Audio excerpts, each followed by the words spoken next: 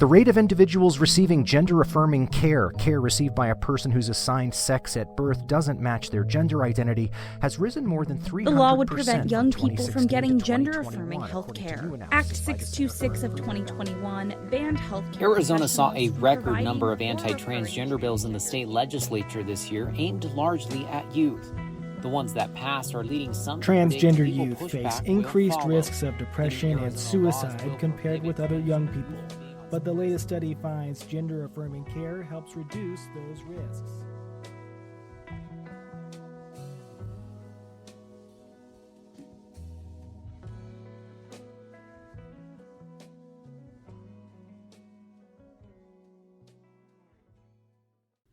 Transgender. I would define this as one whose gender identity does not match their sex or gender they were assigned at birth. Today, we ask, what effects does support or lack of support in transgender youth's gender identity have on them? Support in this case is giving the transgender youth access to gender-affirming care, using their preferred name and pronouns, being in support or even helping them change their name legally, and starting their medical transition. In today's world, transgender youth face many struggles when they go through their social and medical transitions. They experience a lack of support in their personal lives, academic lives, the medical industry, and even on a government level. With new transphobic legislature being introduced in states around the U.S., I decided to take a look at what the actual effects support has when it comes to transgender youth. I began my research by first reflecting personally. As a transgender adult who started their transition during adolescence, I decided to look back and analyze the struggles and emotions I faced when it came to the amount of support I had. When I first realized I was transgender, I told absolutely no one. I hid my identity from my friends and my family, and decided to hyper-feminize myself to overcompensate. This resulted in me having no self-esteem, and was one of the main reasons I started having suicidal ideations. When I started to dress more masculinely, and chose a new name, I still kept my identity a secret from almost all of the people around me. I only told my close friends. I began to isolate myself from the people in my life who didn't know my identity, and surrounded myself with people who would call me my new name and correct pronouns. I felt confident, safe, and loved in my friend group, while I could not spend more than 5 minutes with my family who didn't know without having a massive panic attack. My mental health during this time was at an all-time low. I felt like the people who were supposed to love me the most did not know the real me, or would not support me if they did know. My grades were poor, I never left the house, or joined any social activities, and the entire time I was struggling with suicidal ideation. But when I finally decided to come out to my family, I felt confident, safe, and loved at home. It took time, but I eventually was able to truly be myself, and that feeling is indescribable. I had never felt happier. When my family, friends, and even people I didn't know would use my preferred name and pronouns, I would feel on top of the world. When I changed my name in the school, I was supported in that decision, and I began feeling confident and started doing better academically. I joined extracurricular activities, such as theater. I was voted homecoming royalty, and I even began making friends with new people. I ended my senior year with straight A's and accepted into every college I applied to. I was even asked to speak at graduation. When I started testosterone, I began feeling more confident, and this increased my self-esteem. My gender dysphoria was easier to control, and I had little to no thoughts of suicide within the last 2 years since I came out. Overall, my life was getting increasingly better with every step in my transition. I went from the lowest point in my entire life when I was in the closet to the highest point as soon as I was given support in all aspects of my life. It seemed to me that the more support I had for my gender identity, the more I would thrive in all aspects of my life. I decided to interview transgender youth as well to see if this experience was similar to theirs. So introduce yourself. My name is Remy. I identify as transmasc or as a trans man on a good day. My pronouns are he, they, and I am 17. My name is Clinton. I am 17, and my pronouns are he, her, they. My name is Archer. I am non-binary. I use they, he pronouns. I am 18. When did you start your transition? It was it started in 8th grade. And then it was like at the beginning of it was in 8th grade. just this year, I'm pretty sure. Socially, I was 16. Medically, I also started transitioning at 16. Where in your life do you have support? Definitely my friends. My friends, the teachers at school. Well, some teachers at school. And then my coworkers. Maybe not so much the customers that come in at work, but my coworkers. My parents, my mom tries. She's getting used to it. With my girlfriend and at work. Pretty much everywhere at this point. School, family, work. The only form that I don't have through is with my brother, but that's it. What is one positive interaction that you have had regarding your gender identity? Most recently at work, oh my gosh, I was so happy. At work, I get misgendered a lot, and it is very frustrating. But on Wednesday, I think it was, I was doing drive-through, and I was having someone, like I was doing a payment for someone, and they made a comment about my pins on my apron to the person in their car with them. And I think they said she at first, but when I came back around, they're like, "Oh my gosh, I'm so sorry I didn't see your pins." I corrected myself. And that was so sweet because a lot of people don't do that. A lot of people don't care when they come through. So that was really nice. When I came out at work, that was a very positive experience. Everyone was very accepting and kind of shared their own stories too. It was really good.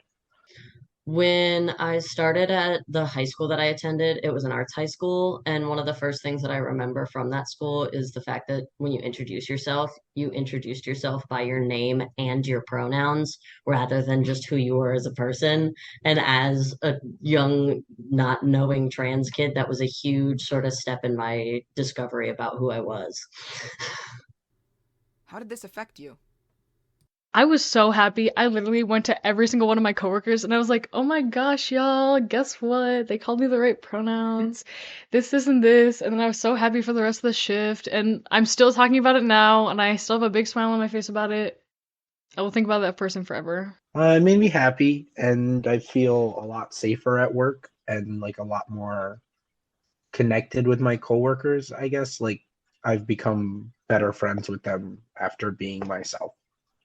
Do you think that the coming out at work made you want to work more? Yes. Yeah. Okay. Except for there's one homophobic boss that I don't like to work with. So if he's not there, then yes. I felt way more comfortable and I got really, really excited. And at that time, I had no clue why. What is one negative interaction that you've had regarding your gender identity? Jeez. Yikes. My my family is my dad's side is very religious.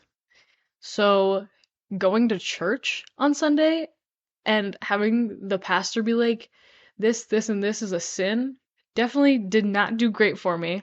Or like the media and the news, hearing all the stories about trans people. Oh, it's so bad. People are so mean. I used to have some friends who were really homophobic. And so distancing myself from that has also helped a lot with my switch. When I first came out as non-binary, I wasn't able to come out to my dad when I really, really wanted to because I knew that he wasn't going to be very accepting of it. And then once I finally did, it took him, I mean, he eventually did get to the point where he was accepting, but it took him a long time to sort of register the fact that I was not his little girl. How did this affect you? The mixture of my dad being like extremely religious and the media, like having more access to the media and seeing how bad things were, definitely did not make me want to come out. I actually, because of it, I like over feminized myself in middle school and tried to like ignore what I felt because I didn't want to be the like sin that my dad saw, or I didn't want to be the person that got like killed on their way to work.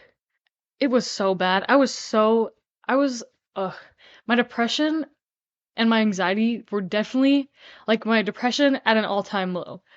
well, I was at an all-time low. My depression was really bad. My anxiety, so high.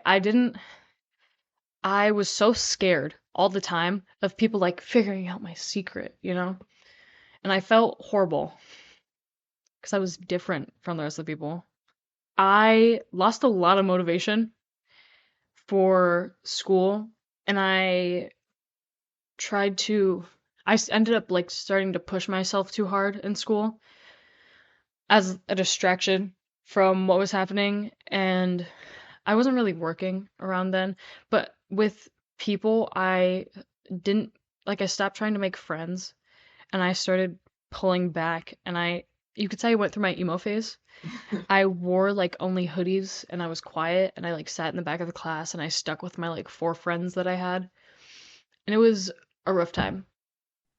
They made me really, really scared to come out. Like, yeah. And it made me think a lot about if I actually am, if I could be, and stuff like that, and like question it a lot more than I should. It made me a lot more anxious about socially transitioning in the world. It made me like question whether or not I was going to be accepted outside of my house, which I was lucky enough where I was at a school and in an environment where people were very accepting. But like I waited to come out to my dad until I was 17, but I started the hormones before I was out to him. So that sort of Wow. there was a lot of anxiety there. Yeah. It can mess up some stuff. How does the amount of support you have affect your mental health, social life, and success in life overall? I'm doing so much better now that people actually know, and that I've come to terms with the fact that I am absolutely not a girl. Um, and like other people accepting it and like calling me the right pronouns and my preferred name definitely has made me feel better, and it brought down the depression and the anxiety. I used to hate talking to people and like doing anything, and now I'm doing so many things. I like go out more often. I talk to more people. It's so much fun.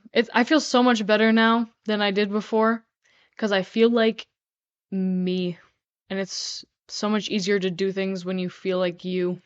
In school, I didn't need to use like overworking myself and trying to be like the perfect child as a distraction from what I was feeling. So I know like because of it I don't push myself so hard, like unreasonably push myself so hard.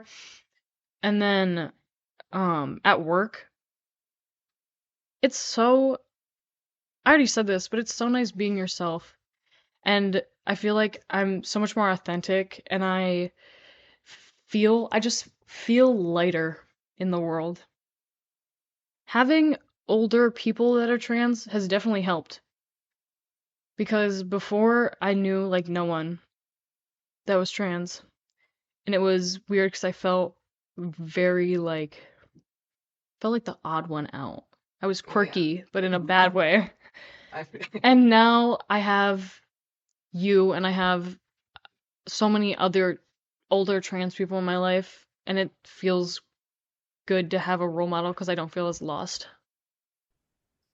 I'm happier since I've come out. I mean, my mental health still isn't very good, and I guess I have a lot of diagnoses to back that up.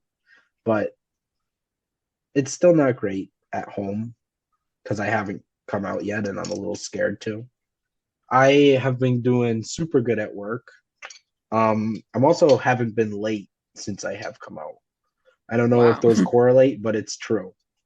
Oh, it makes it so much better. If I did not have the support that I had, I don't know what I would have done because I came out to my parents as gay first, and that whole situation was really good with my parents, not so good with my brother. Wow. And knowing that I had that support system and that they loved me either way made it so much easier for me to come out and be myself. Even with the access to the school that I had had, if I went to a different school that was not like so very openly queer, I don't think I ever really would have learned what non-binary was. I have this big thing personally where I hate lying. So when I started to figure out the fact that I was not what everyone thought I was, it put this huge like weight on my shoulders. I felt really, really guilty for no reason.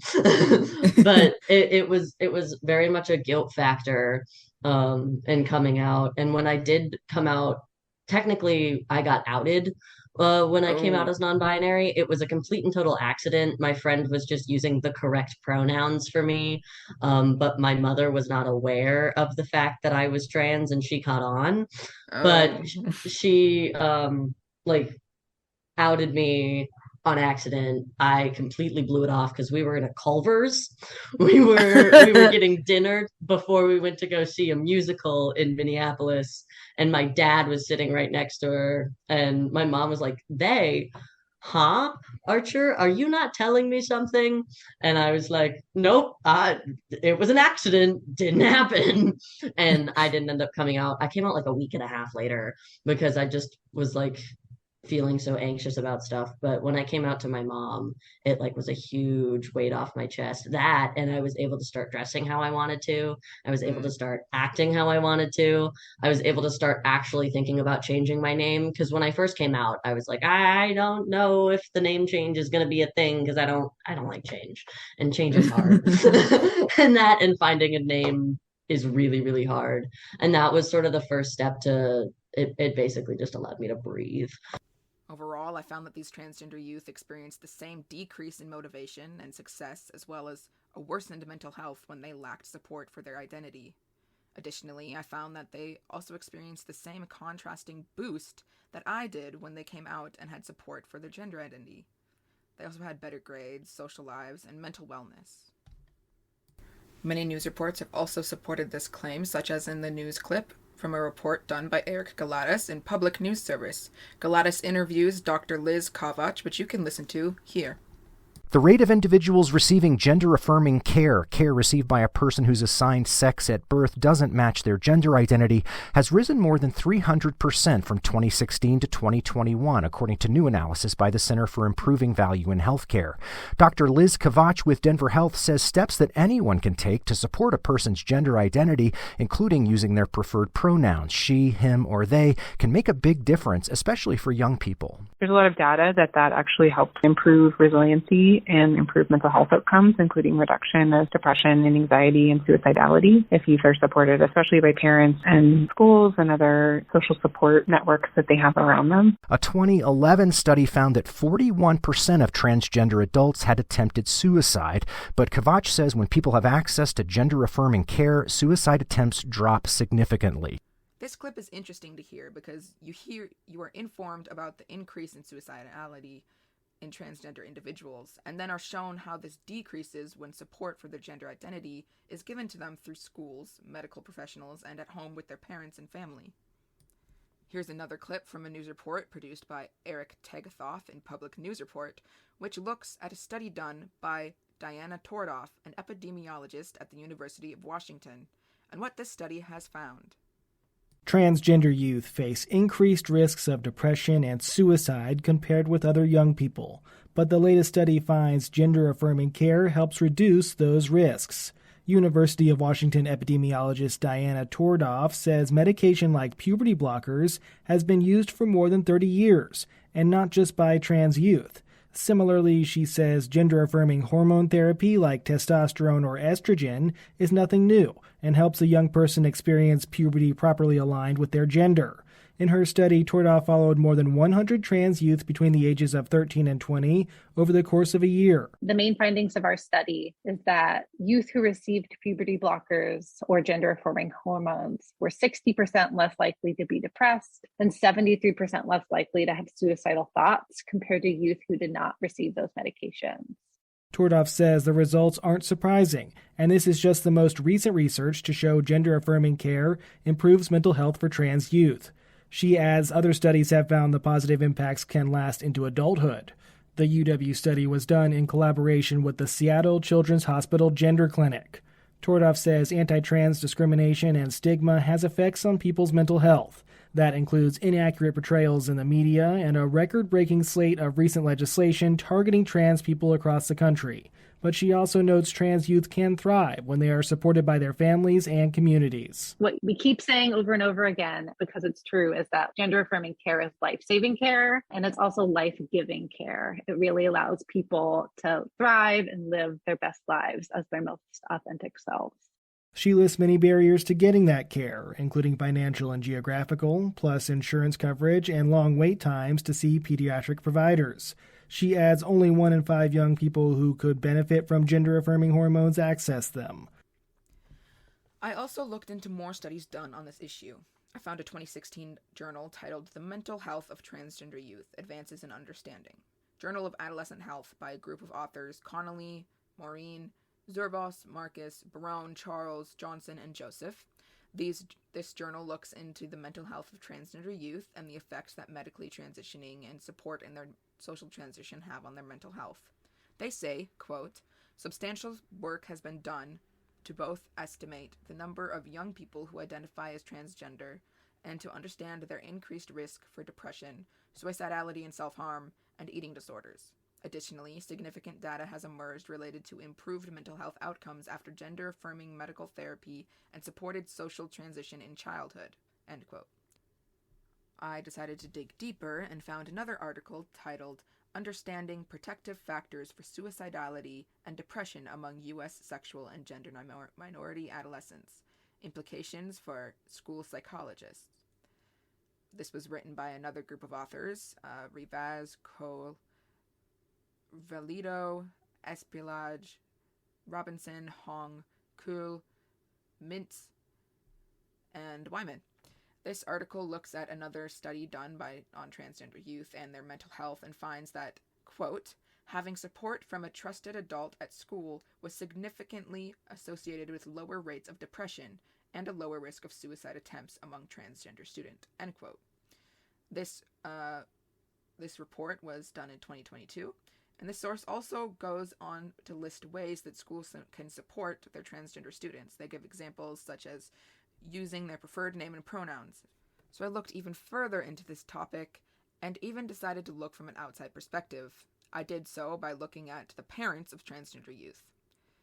I looked at the research done by authors Kidd, Sakura, Paglisati, Katzwise, Kazmirsky, Hillier, and Downshen in their journal titled This Could Mean Death for My Child, Parent Perspective on Laws Banning Gender-Affirming Care for Transgender Adolescents, Journal of Adolescent Health. This journal looked at what the parents of transgender youth think about new legislation which would prohibit gender-affirming care to be given to their children. This journal finds, quote, the most salient theme, which appeared in the majority of responses, described parent and caregivers' fears that these laws would lead to worsening mental health and suicide for their transgender youth.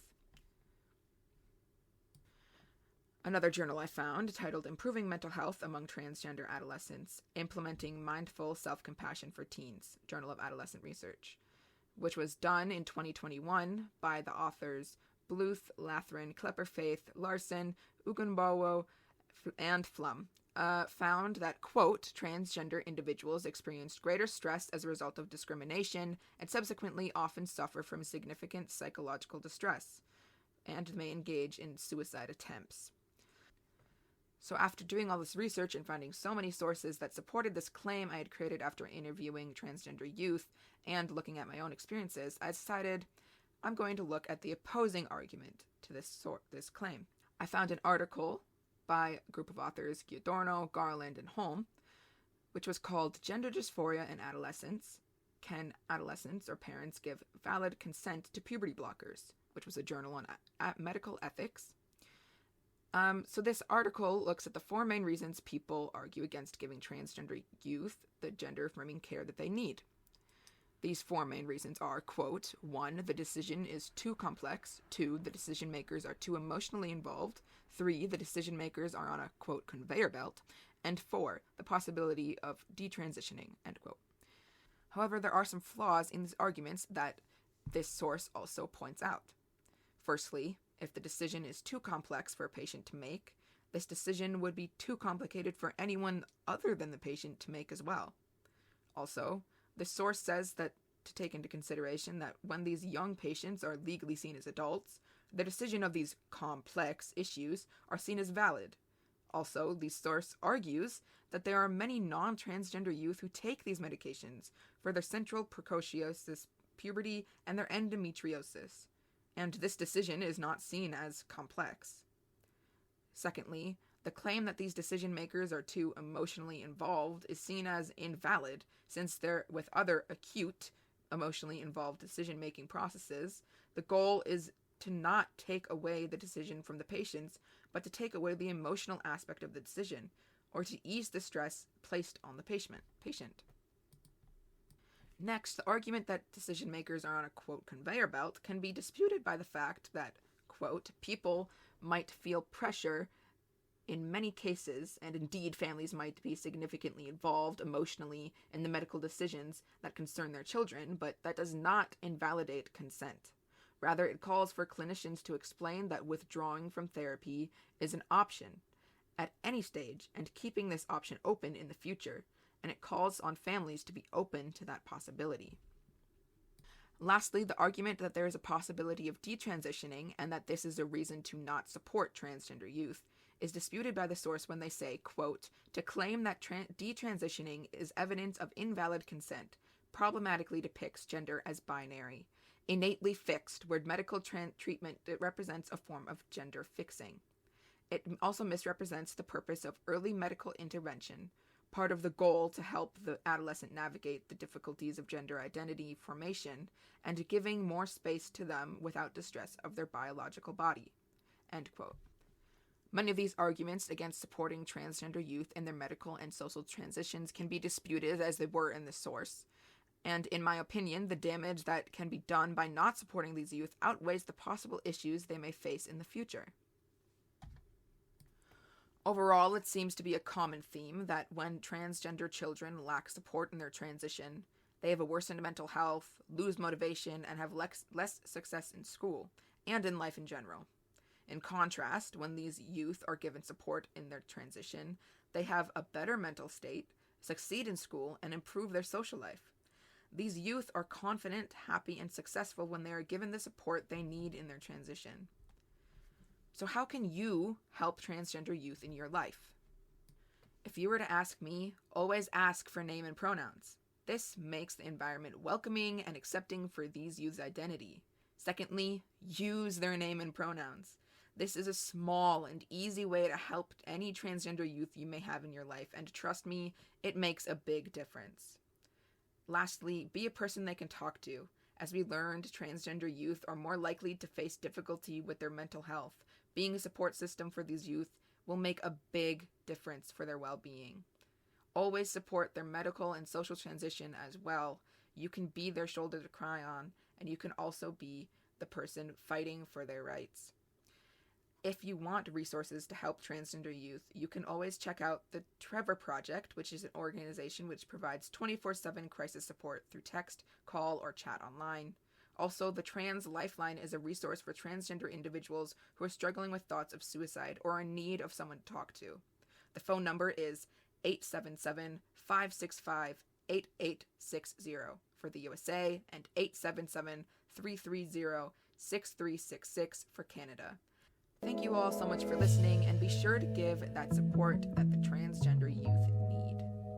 I'm Emmett Comstock, and you have been listening to Transgender Youth in Today's World.